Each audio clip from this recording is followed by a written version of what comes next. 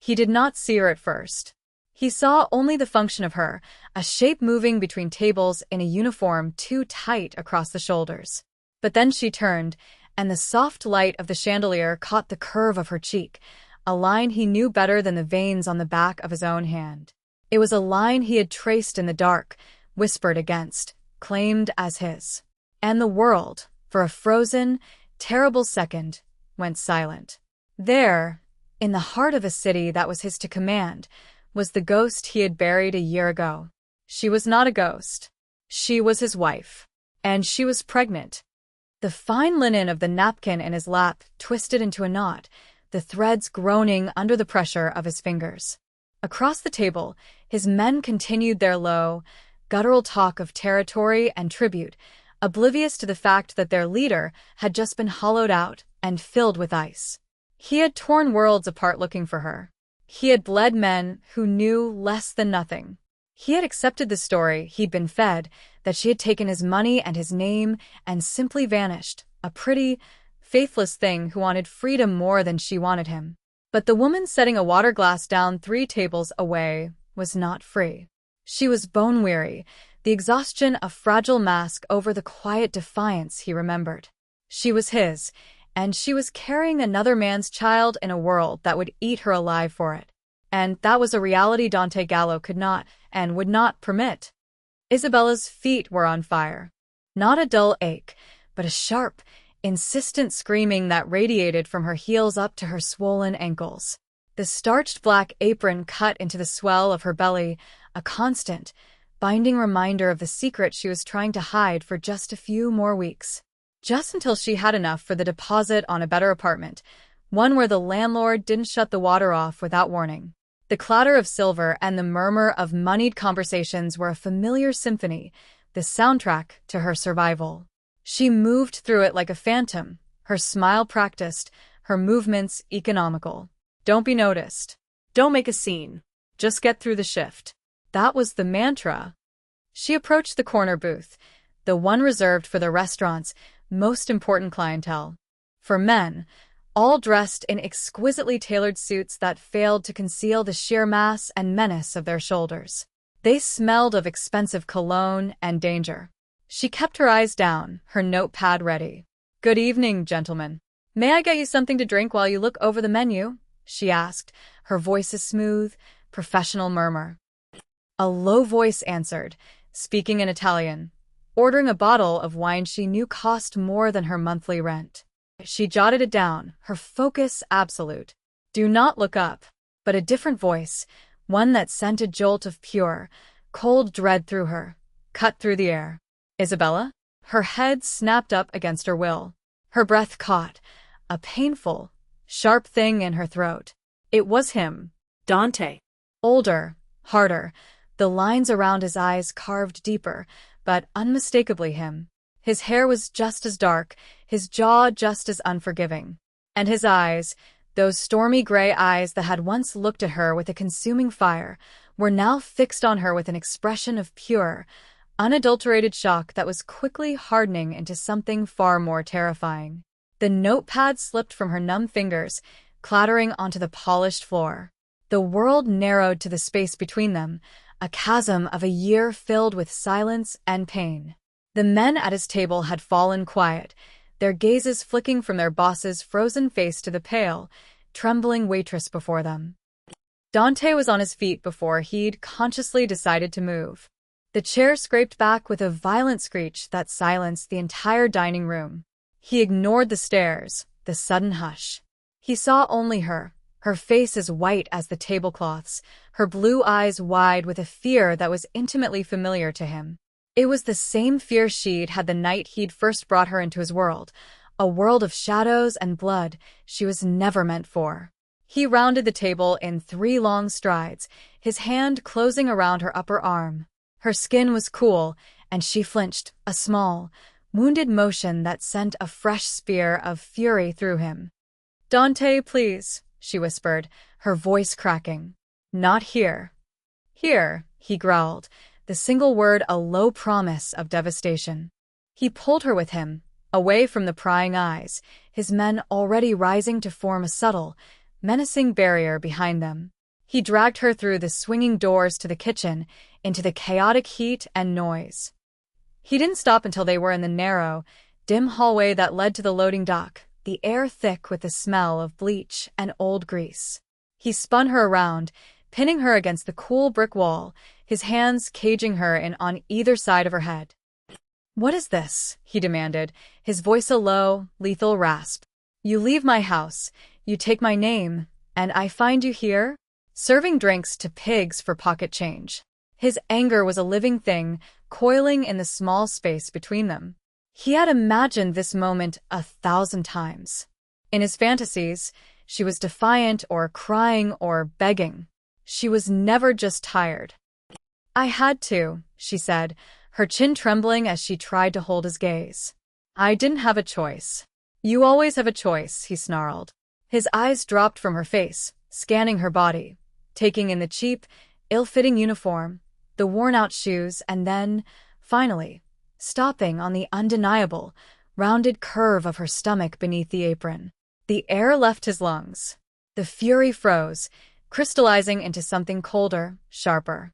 A question. A demand. An accusation. His gaze lifted back to hers, burning with an intensity that stripped her bare. "Is it mine?" She flinched as if he had struck her. A tear finally escaped, tracing a path through the faint dusting of flour on her cheek. She gave a tiny, almost imperceptible nod. That was all. A nod. But it was enough to detonate the world. Dante's control, the iron discipline that had made him a king in a city of monsters, shattered into a million pieces. He didn't wait for an answer. He didn't need one. The silent confirmation in her eyes was a brand on his soul. He straightened up, his entire posture shifting from coiled rage to chilling, absolute command. He pulled out his phone, his thumb moving with brutal efficiency. He made one call. Luca. The car. Now, he hung up without waiting for a reply. His gaze fell back on Isabella, who was watching him with a new kind of dread. This wasn't the anger of a wounded lover. This was the cold possession of a king reclaiming his property. He stepped back into the kitchen, his presence sucking all the air and noise from the room. Cooks froze, knives hovering over cutting boards. The head chef, a portly man with a perpetually angry face, started to storm over. "Hey, you can't be back here."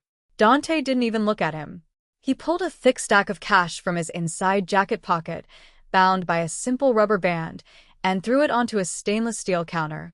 It landed with a soft, obscene thud. "She quits," he stated, the words flat and final. "This covers her inconvenience." He turned back to Isabella, his hand once more closing around her arm, gentler this time, but no less absolute. "Let's go." Dante, no. "My things, my purse," she protested, her voice thin. "Luca will get them," he said, already pulling her toward the back door. The chef stared, dumbfounded, at the pile of money, his blustering anger evaporating into greedy confusion. Isabella stumbled after Dante, her mind reeling. This wasn't happening. It was a nightmare. She was being stolen. Out on the loading dock, the cool night air was a shock. A sleek black sedan had pulled up silently, its engine a low purr. A mountain of a man in a dark suit, Luca, got out of the driver's side. He opened the back door without a word, his face an impassive mask. "I can't," Isabella whispered, planting her feet. "Dante, you don't understand. You will explain it to me in my home," he said, his voice leaving no room for argument. He guided her into the plush leather interior of the car, as if she were made of glass. He slid in beside her, the door closing with a solid, final click that sealed her in. As the car pulled away from the curb, she looked back at the restaurant, at the life she had painstakingly, miserably built for herself. It was already fading into the night, erased in a matter of minutes. She felt a wave of terror so profound it made her dizzy, but beneath it, shamefully, treacherously, a different feeling stirred. For the first time in a year, the gnawing fear of eviction, of hunger, of facing it all alone, receded. She was a captive, but for a fleeting, terrible moment, it felt like being rescued.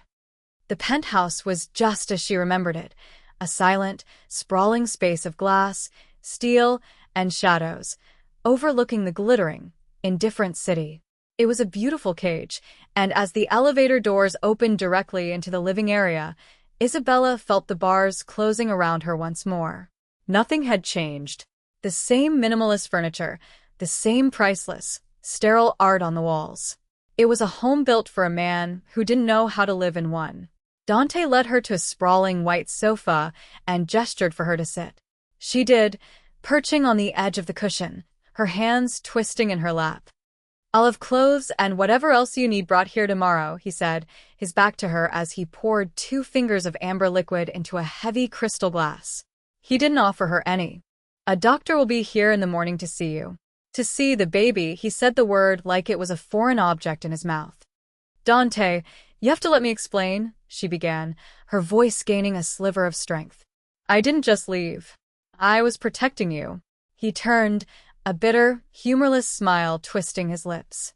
"Protecting me? By working yourself to the bone in a place where any of my enemies could have found you? By carrying my son in secret? How, exactly, was that protecting me, Isabella?" "I was told," she started, but the words caught in her throat. How could she explain the terror of that day, the cold, convincing words of the man who had cornered her? Before she could force the story out, a side door opened, and another of Dante's men entered. It was Marco. He was leaner than the others, with a cruel, handsome face and an air of smug superiority. He stopped short when he saw her, his eyes widening in surprise before a slow, mocking smile spread across his face. "Well, well," Marco drawled, his gaze sweeping over her with open contempt, lingering on her swollen belly. "Look what the cat dragged in. I heard you'd found a stray, boss, but I didn't realize it was this 1 inch," he chuckled. "Still cleaning up messes, I see." The air in the room dropped 10 degrees. Dante's face became a mask of stone, but a muscle leaped in his jaw. "Get out," he said, his voice deceptively soft. Marco's smile faltered. "Boss, I just came to." "I said," Dante repeated, turning his head slowly to fix Marco with a gaze of pure ice. "Get out. Now. And if you ever look at her or speak of her again, I will cut out your tongue and feed it to you. Do you understand me?" The quiet finality in his tone was more terrifying than any shout. Marco's face paled. He swallowed, gave a jerky nod, and backed out of the room, closing the door silently behind him. Dante turned back to Isabella, the violence draining from his expression, replaced by a weary, possessive darkness. "You are home now," he said, as if it were an unbreakable vow. "No one will disrespect you again." 2 days passed in a blur of disorienting luxury. Soft silks replaced her worn-out uniform, and gourmet meals she used to serve were now brought to her on a tray. The doctor came, a quiet, efficient man who confirmed that she and the baby were healthy despite her recent hardships. Through it all, Dante was a constant, orbiting presence. He worked from his home office, the door always open, his eyes frequently finding her where she sat by the floor-to-ceiling windows. They spoke little, the space between them thick with unspoken questions and unresolved history. He refused to hear her explanation, waving it away as if it were an irrelevance. All that mattered was the now. She was here, the child was his, and he would protect them both. On the 3rd day, the doctor insisted she get some fresh air. Dante was in a meeting downstairs, one he couldn't leave, so he sent her with Luca. He assigned 2 other guards, their presence a heavy, suffocating blanket of security. They didn't go to a public park. Instead, Luca drove her to a private, walled garden atop one of Dante's buildings, a secret patch of green hidden in the concrete heart of the city. It was beautiful, but it was still a cage. "He worries," Luca said, his voice a low rumble. He stood a respectful 10 feet away, watching the perimeter. "He has not been himself since you were gone." Isabella wrapped her arms around herself. "He thinks I betrayed him. He thinks you are his," Luca corrected simply. "And what is his, he keeps." The crack of the first gunshot was so loud it seemed to split the sky. Isabella screamed, dropping to the ground as instinct took over. Luca was already moving, shoving her behind a large stone planter, his own weapon drawn. "Stay down," he yelled, as two more shots rang out, chipping stone from the wall near his head. The other two guards moved to flank him, returning fire towards the single rooftop entrance. It was an ambush, a professional, coordinated attack. They were pinned down, trapped. Panic seized her, cold and sharp. They had come for her. They had found Dante's weakness, and it was her. One of their guards cried out and fell, a dark stain spreading across his chest. The odds had just turned. They were going to die here. The firefight was chaos. Bullets whizzed overhead, thudding into planters and ricocheting off the stone pathways with angry whines. Luca and the remaining guard were good, but they were outnumbered. Two more assailants had appeared on an adjacent rooftop, creating a deadly crossfire. Isabella pressed herself against the cold stone, her heart hammering against her ribs, a frantic prayer running through her mind. "Protect my baby. Please, protect my baby." Her panic was a high, keening sound in her ears, threatening to swallow her whole. But then, through the terror, a detail snagged her attention. Her mind, the one Dante saw as soft and uncomplicated, had always been her sharpest tool. While he saw enemies and territories, she saw patterns and systems. During her 2 days in the penthouse, she had done what she always did when she was trapped. She learned her environment. She'd studied the blueprints for Dante's properties, which he kept in his office, fascinated by the architecture. She knew this garden. She knew there was an old, decommissioned service elevator shaft on the far wall, hidden behind a thick wall of ivy. The construction notes said it was structurally unsound at the top, but the maintenance access panel at the base was still functional. "Luca," she screamed over the gunfire. He glanced back, his face grim. "The far wall. Behind the ivy. There's a service hatch." He looked where she was pointing, then back at her, his expression uncomprehending. "It's a dead end." "No," she insisted, her voice gaining a strength she didn't know she possessed. "It connects to the water reclamation system. The main cistern is directly below us. The floor of the shaft is just a grate." Another volley of shots forced them both down. The attackers were advancing, using the rows of manicured hedges as cover. They had maybe a minute left. "You have to trust me," she yelled. Something in her eyes, a fierce, desperate certainty, must have convinced him. "Cover me." Luca roared at the other guard. He grabbed Isabella's arm and pulled her into a low crouch, half dragging, half carrying her as they sprinted across the exposed flagstones. Bullets tore up the ground around their feet. They reached the wall of ivy, and Luca ripped at the thick vines, his hands raw. Behind it was a small, rusted metal door. He put his shoulder into it, and it burst inward with a groan of tortured metal. He shoved her inside into the dark, musty shaft, then turned to provide covering fire. Just as the first attacker rounded the hedge, Luca fired twice, and the man fell. He scrambled into the shaft after her, pulling the heavy door shut just as a hail of bullets hammered against it. They were plunged into near-total darkness, the sound of their own ragged breathing echoing in the confined space. Dante arrived to a scene of controlled carnage. The private elevator opened onto the garden, and he stepped out into the aftermath. 2 of his men were dead. Luca was leaning against the wall, a crude bandage wrapped around his forearm, his face pale but resolute. The bodies of 4 attackers were scattered across the pristine landscaping. He saw the blood, the bullet holes, the sheer violence of the assault, and a cold, murderous rage washed over him. His only thought was of her. "Where is she?" he demanded, his voice dangerously quiet as he stalked toward Luca. Luca pushed himself off the wall, wincing. "She's safe, boss. She's with the doctor." He took a breath. "We were pinned, outgunned.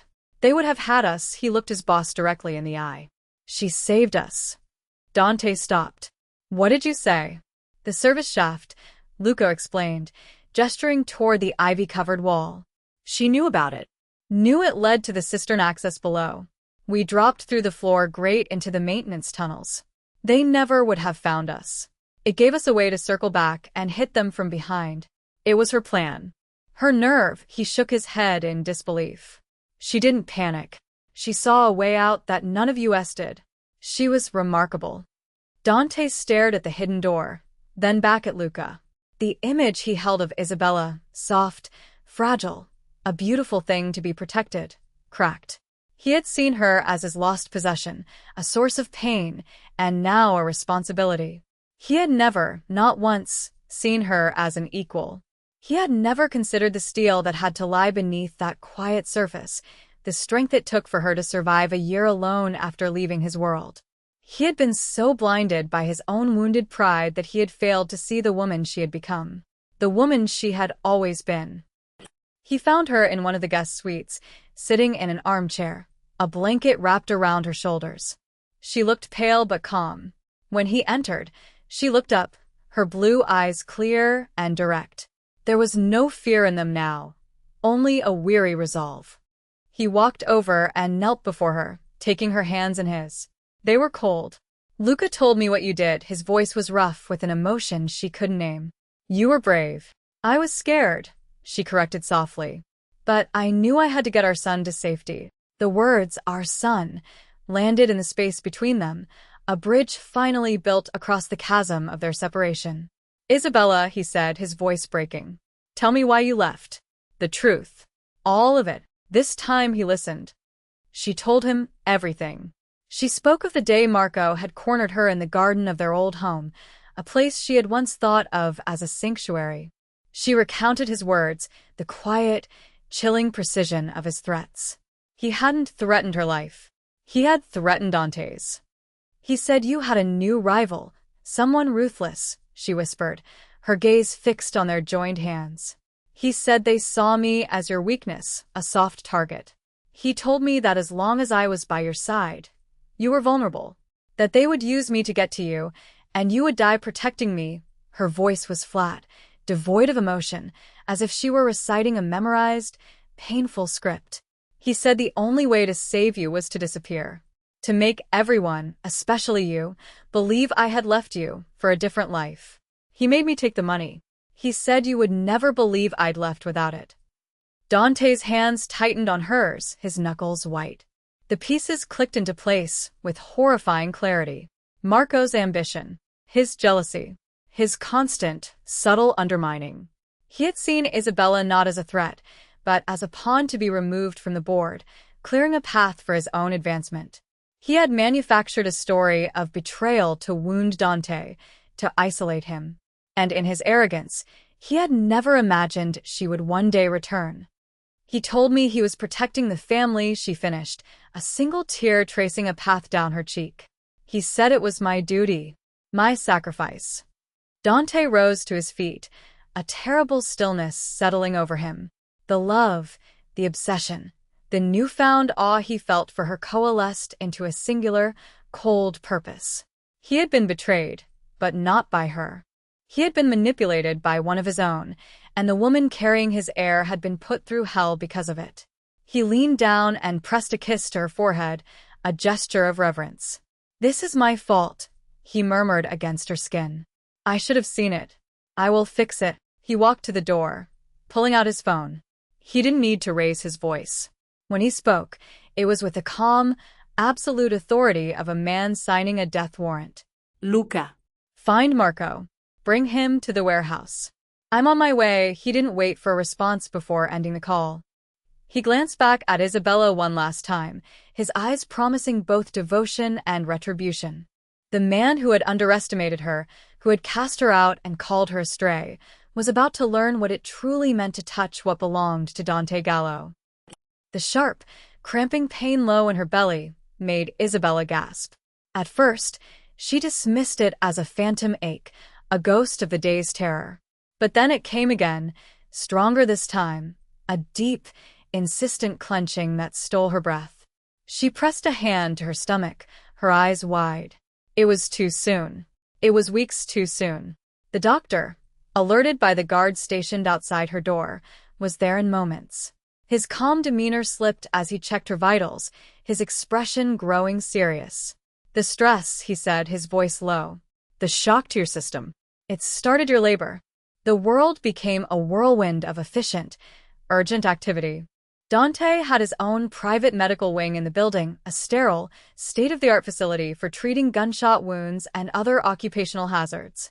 Now it was being hastily converted into a delivery room. As the nurses helped her onto a gurney, a wave of panic washed over her. Dante was gone. He had left to dispense his own brutal form of justice, and she was alone again. But just as they wheeled her into the brightly lit room, he was there. He must have broken every speed limit in the city. His suit was immaculate, but his knuckles were raw and split, and there was a single, dark fleck of blood on his collar. He had come straight from the warehouse. His face was a mask of concern as he rushed to her side, his hand finding hers. "I'm here," he said, his voice a low, steady anchor in the storm of her pain. "I'm not leaving you." And he didn't. Through the long hours that followed, he was a constant presence. He held her hand, his thumbs stroking her skin. He wiped her forehead with a cool cloth. He murmured to her in Italian, soft words of encouragement and worship that she didn't need to understand to feel. He watched her with an intensity that burned away the rest of the world, his gaze filled with awe at her strength. The man who commanded a city with fear and violence was brought to his knees by the miracle of what she was doing. In the quiet hours before dawn, with the city lights a distant, blurry backdrop, their son was born. He arrived with a lusty, furious cry, his tiny fists already balled. The doctor cleaned him and wrapped him in a soft blue blanket, placing him in Isabella's waiting arms. He was so small, so perfect. She looked down at his face, tears of joy and relief streaming down her cheeks. Dante moved closer, his gaze fixed on the tiny infant.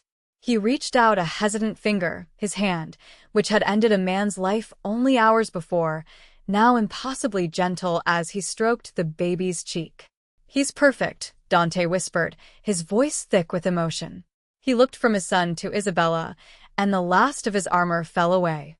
In his eyes, she saw it all: the regret, the devotion, the fierce, unconditional love. "Our son," he said, sealing the words with a kiss to her temple. A week later, Isabella stood on the penthouse balcony, the early morning sun warm on her face. She held their son, Alessandro, nestled against her chest, his soft breaths a gentle rhythm against her heart.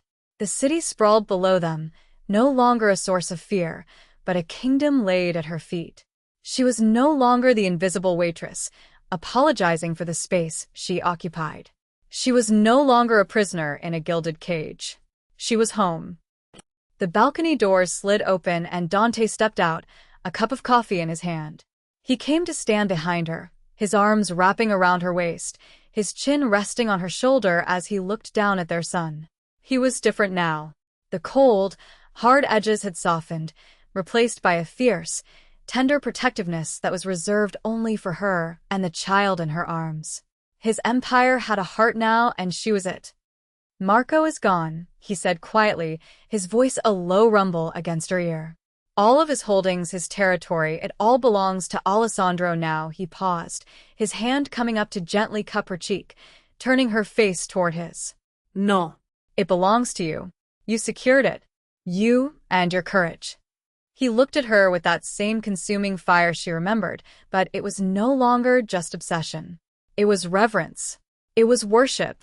He saw her, finally and completely, not as a weakness, but as the source of his greatest strength.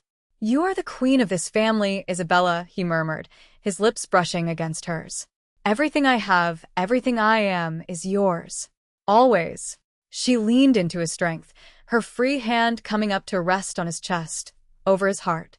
She looked from the sleeping face of her son to the adoring eyes of her husband. She had been through the fire and emerged not burned, but forged into something new, something powerful. She had found her place, not by fighting for it, but by finally being seen for the woman she had been all along. The quiet, underestimated girl was gone. In her place stood a mother, a partner, a queen. And her reign was just beginning. Thank you so much for joining us for this story. If you were captivated by Isabella's journey from invisibility to power and Dante's consuming devotion, Please show your support by hitting the like button and subscribing to the channel. Don't forget to share your favorite moment in the comments below. We love hearing from you, and your engagement helps us bring more tales of intense love and thrilling suspense to life. Click that notification bell so you never miss a new story. We can't wait to see you again next time.